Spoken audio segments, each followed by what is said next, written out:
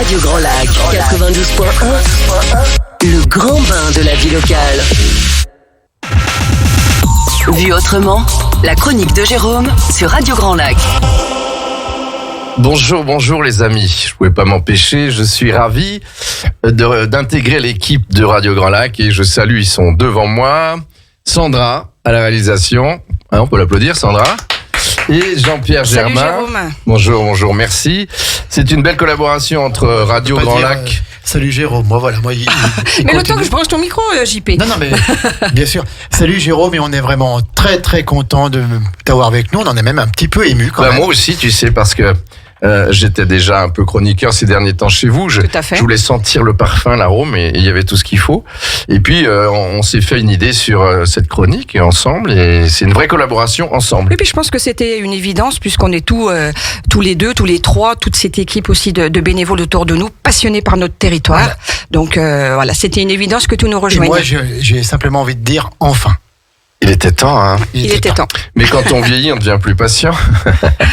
Mais en tout cas, c'est les commentaires que nous ont fait aussi votre présidente de la radio, que je salue, Claudie. Claudie Fraisse, bien sûr, qu'on salue. Voilà. Alors, on va pas parler de ça toute là. Mais en effet, c'est un super moment.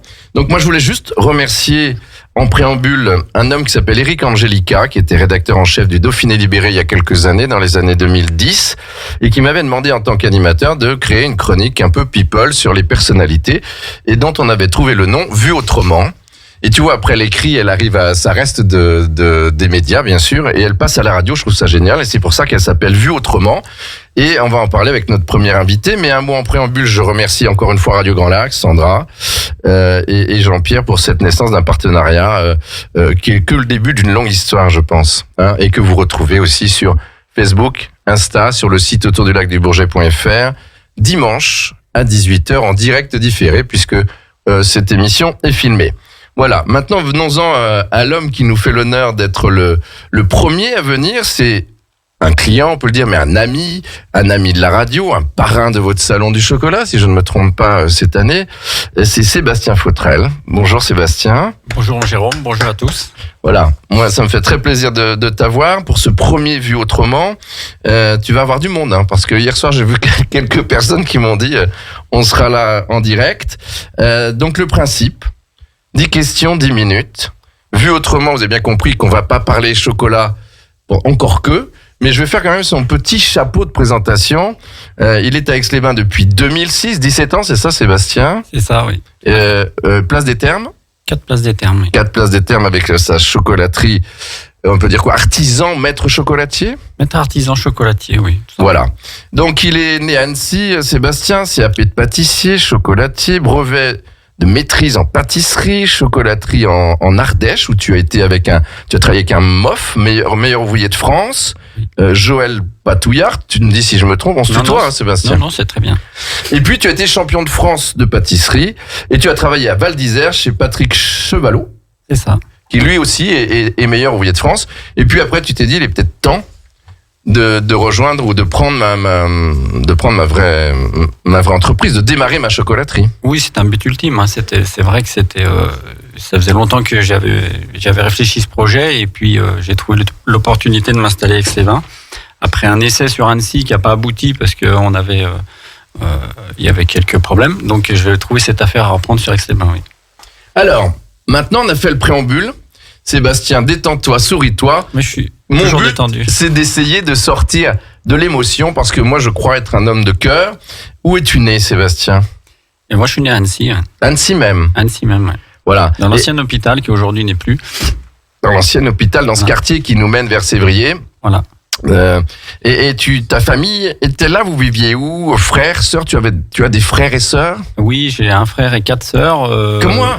De la vallée des Aravis, moi. Je suis plus le pays du Reblochon. Hein. Tu es le vrai au Savoyard de Thônes, donc voilà. au pied de la Clusaz, de Saint-Jean-de-Sixte. Tout à fait. Un petit village à côté de Thônes, en fait. Comment il s'appelle ? À Thuy. D'accord, c'est vraiment un tout petit village au bord de l'Arve ? Ah non, on est au bord du Fier, là. Au bord du Fier. L'Arve, c'est Cluse et tout ça, là, on est... Ah mais l'Arve, il va loin, hein ? Oui, mais pas aussi...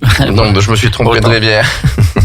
Donc, tes frères et tes sœurs, donc 4 sœurs, un frère, tu les vois toujours ou... Oui, de temps en temps, oui. Avec nos vies un peu respectives, c'est un petit peu compliqué d'allier les deux, mais on se voit de temps en temps, oui. Quel métier pratiquaient tes parents ? Mon papa était charpentier menuisier et ma maman mère au foyer, mère 6 enfants.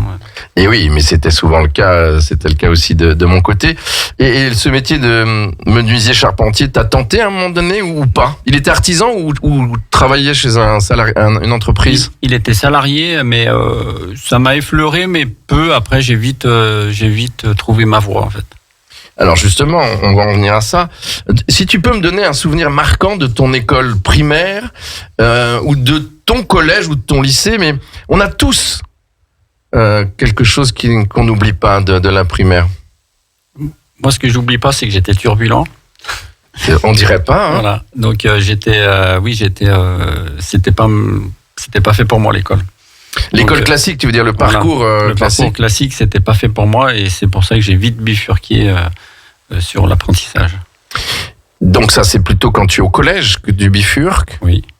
Au collège, c'était pareil, c'était un peu dans tous les sens. C'était un petit peu turbulent et puis c'est pas que j'ai pas de facilité, mais pas l'envie en fait. Donc. Alors qu'est-ce que tu sentais ? Est-ce que tu pratiquais un sport ? Est-ce que tu es un sportif, Sébastien ? Parce que le sport, c'est quand même, quand on est jeune, d'abord les parents le veulent, et puis c'est bon pour la tête, c'est bon pour le corps. Alors, j'ai pas pratiqué un sport en particulier, mais beaucoup de sports. Oui, on peut dire, que j'ai fait plusieurs sports en même temps. Alors dis-nous, c'est intéressant. Beaucoup d'escalade, la randonnée, le ski, un peu de karaté. On a touché un petit peu à tout, voilà, un petit peu. Et tu aurais aimé aller plus loin dans le sport ou tu vois c'était juste le besoin de se défouler, de vivre son sport comme tout. Non, moi la compétition ça a jamais été, ça ne m'a jamais attiré. J'ai fait de la natation aussi pendant quelques années où on faisait un peu de compétition, mais alors j'avais pas le niveau de certains, donc mais l'esprit compétition m'a jamais attiré en fait. Compétition, tu veux dire que tu es plutôt un individualiste ou quelqu'un qui... Tu n'aimes pas être constamment en compétition avec quelqu'un d'autre ? C'est ça que tu... Oui, je recherche pas la compétition, je fais mon bonhomme de chemin après. Voilà, et on le voit dans la façon dont tu gères tes affaires, même ici à Aix-les-Bains, où tu gères ta vie, tes créations, ta boutique, sans trop chercher les rapports concurrentiels. Et en fait, c'est ton talent qui fait son office. Alors, des sports, on voit un peu. Et alors, tu avais déjà une passion ou un hobby ? Parce que tu sais, moi, il y a beaucoup de gens, des jeunes qui à 15 ans savent pas ce qu'ils vont faire. Moi, je savais ce que je voulais faire. Bon, c'est une chance, et c'est pas le cas de beaucoup. C'était ton cas ou pas ?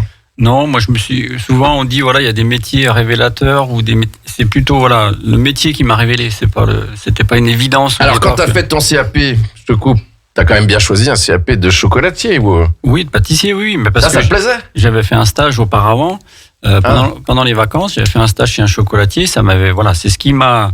Mais c'est vraiment le métier qui m'a révélé après. C'est pas ta maman qui faisait beaucoup de pâtisserie qui t'a donné envie ou tu faisais à côté dans ses jupons un petit peu, voilà, on faisait un petit peu de pâtisserie à la maison, mais ça n'a pas été une révélation. Un jour, je me suis dit, je veux être pâtissier en me réveillant tout jeune. C'est vraiment le métier qui m'a révélé. Ouais. Est-ce que tu penses à ta maman quand tu fais de la pâtisserie ? Est-ce que c'était le cas ? T'as un souvenir à me dire ? Moi, je me rappelle de certaines choses d'enfance quand on fait des crêpes.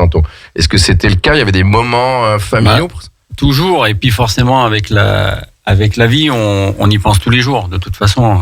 Alors dis-moi, à quoi tu penses ? On pense, quand on était enfant, on faisait la tarte aux pommes avec la tarte aux pommes de la maman, tout ça. Oui, c'est vrai que c'était des moments particuliers, oui. Et c'était une vraie tarte aux pommes paysanne, comme on faisait ? Enfin, quand je dis paysanne, tu sais, sans peu de...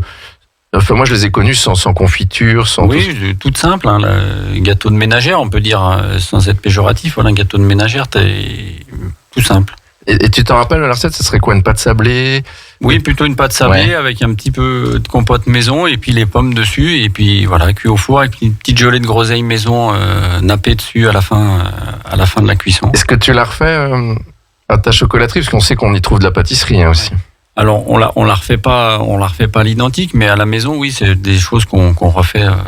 Voilà, donc je pense qu'on fait tous nos métiers, quels qu'ils soient, parce qu'on a des souvenirs d'enfance et que l'enfance a aussi des effets négatifs, mais aussi des effets positifs, comme la tarte aux pommes de la maman de Sébastien Fautrel. Si vous étiez un animal, Sébastien, lequel seriez-vous ?